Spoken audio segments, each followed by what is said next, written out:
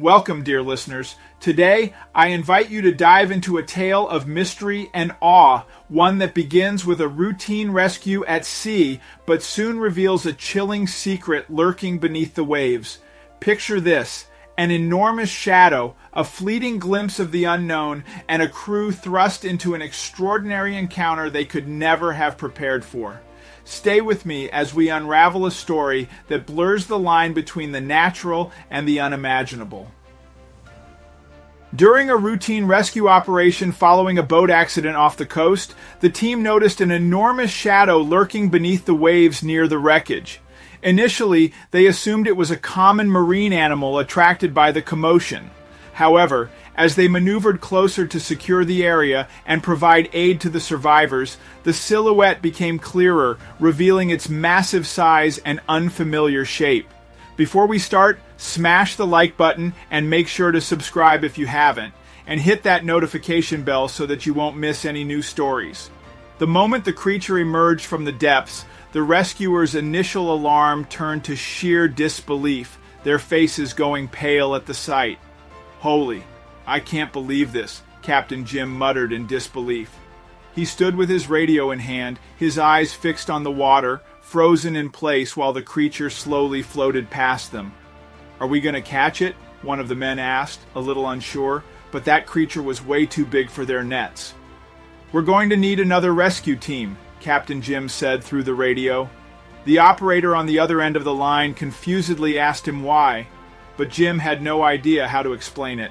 Suddenly, a loud scream was heard from one of the other rescue teams, and they saw a boat flipping over. "Quick, get those men out of the icy water," Captain Jim ordered as he steered his boat toward them. His men hurried to the edge of the boat and extended their hands to pull the other men out of the water. "Hunter, here!" he yelled as he threw 3 heating blankets at him. The men were saved, but the creature totally destroyed their boat.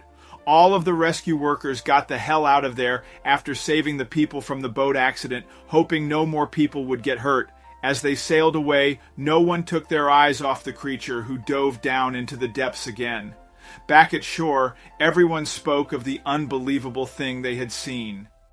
Everyone knew this was a once-in-a-lifetime experience, but for Captain Jim, it was something way more.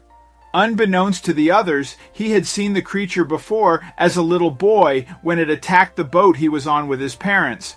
Luckily, no one got hurt back then, but he never forgot about that day. Back then, no one had believed their story. Some people even began to make fun of his family for being attention seekers. He had vowed to find the creature again and prove his family right. And now, after all those years, he finally got the chance to do so. He had no idea what it was yet, but he wasn't scared to find out. As a professional rescue worker, Captain Jim had his fair share of diving experience. It was far from enough to dive into the depths of the creature, but with today's technology, it was now or never. He couldn't do this on his own, though. He needed a team of divers and at least one submarine that could house them all. "I can't believe that creature destroyed my yacht like that," someone suddenly said, waking Captain Jim from his thoughts. It was the owner he had saved from the boat accident.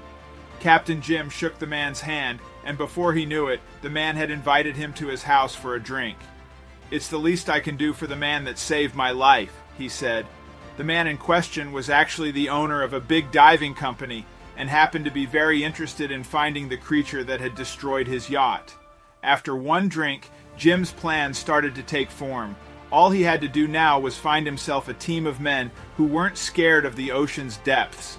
Within a week, everything was set in place for the big operation. Jim had a team of 4 men, including the captain who came with the submarine. Dean, Francis, and Connor had all been present at the rescue mission, so they knew what they were going after. The submarine's captain, however, had no idea what the creature looked like.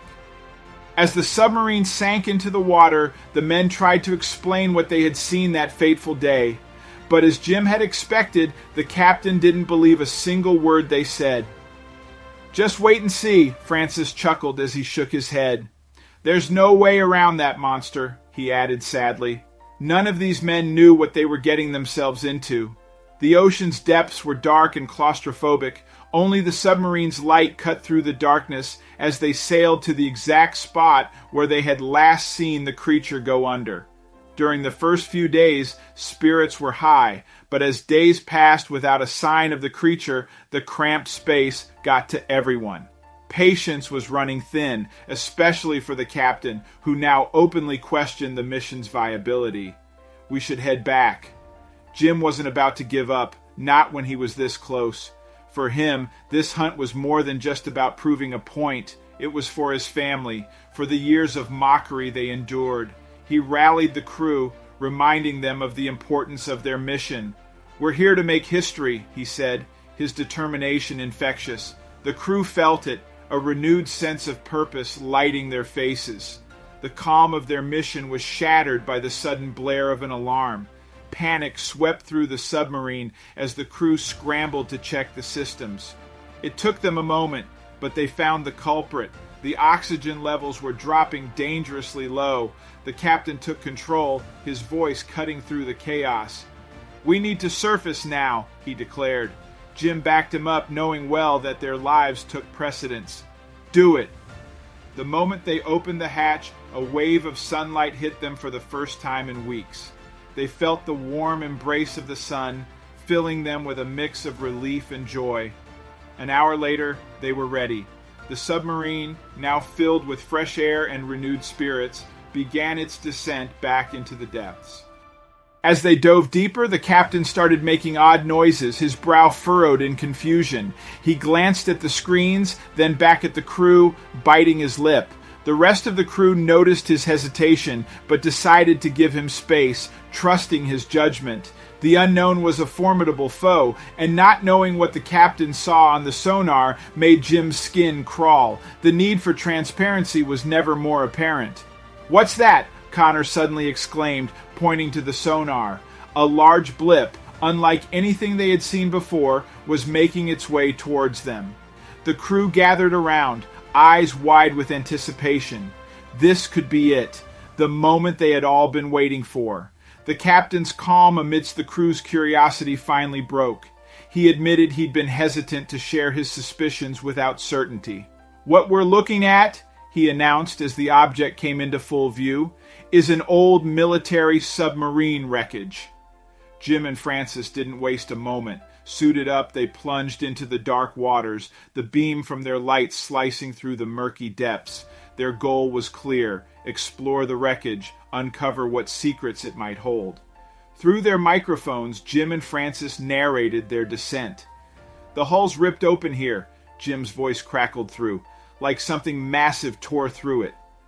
Their descriptions painted a vivid picture for those aboard the submarine, hanging on every word.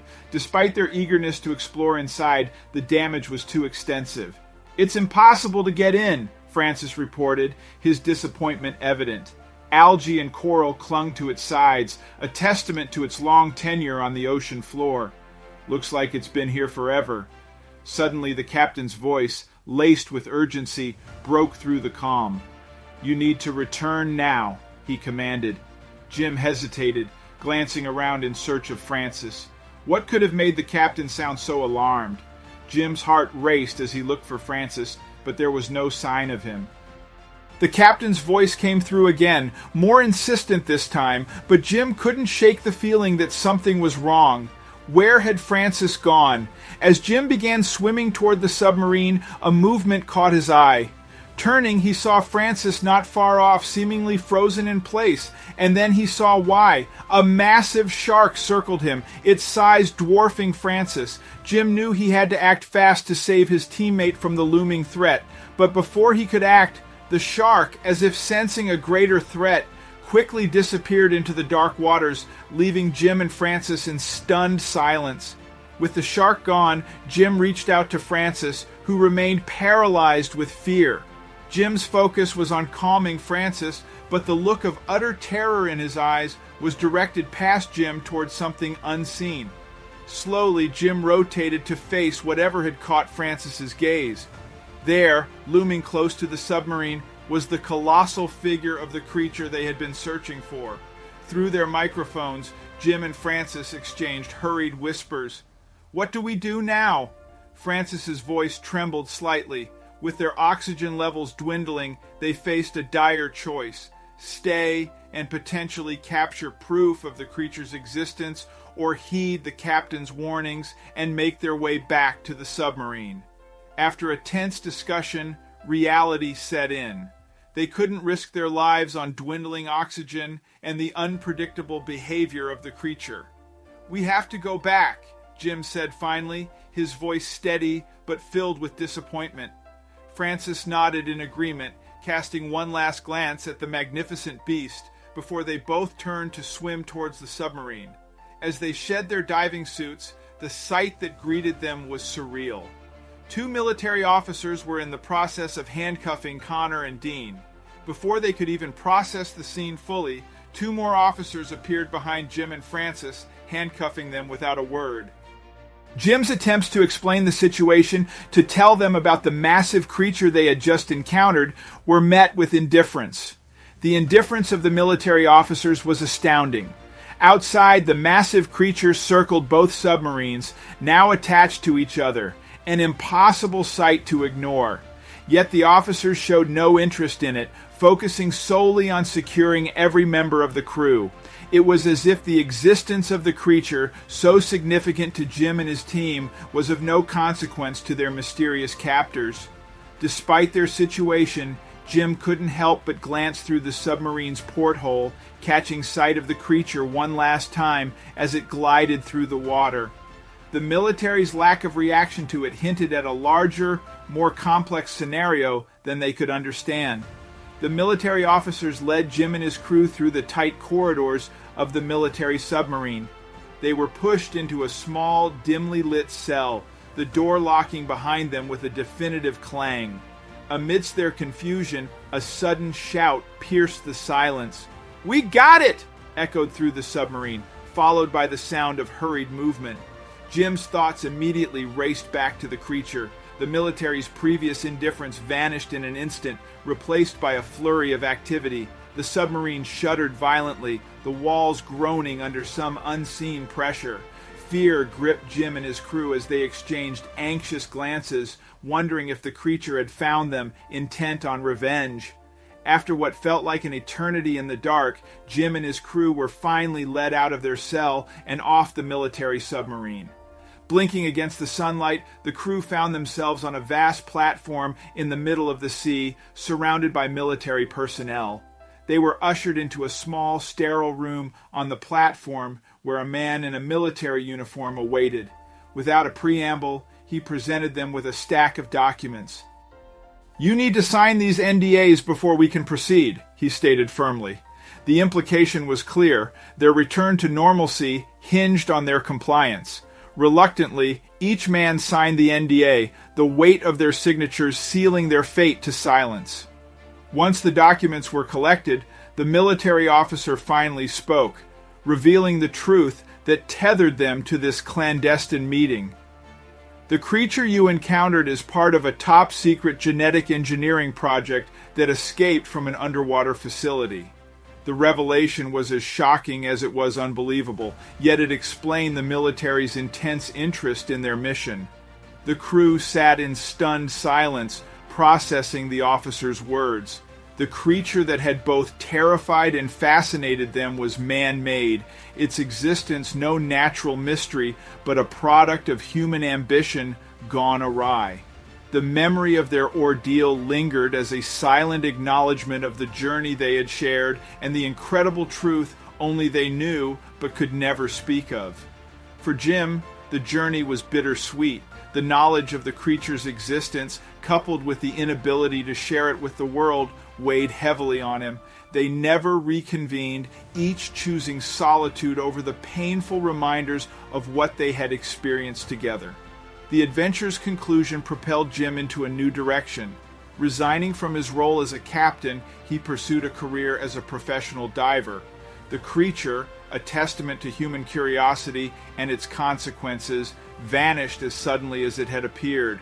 Whether it was recaptured by the military or met another fate remained a mystery, one that would linger in the minds of Jim and his crew. The sea's depths held their secrets well, and for those who had come so close to one of its greatest enigmas, the unanswered questions were a silent, constant companion in their lives.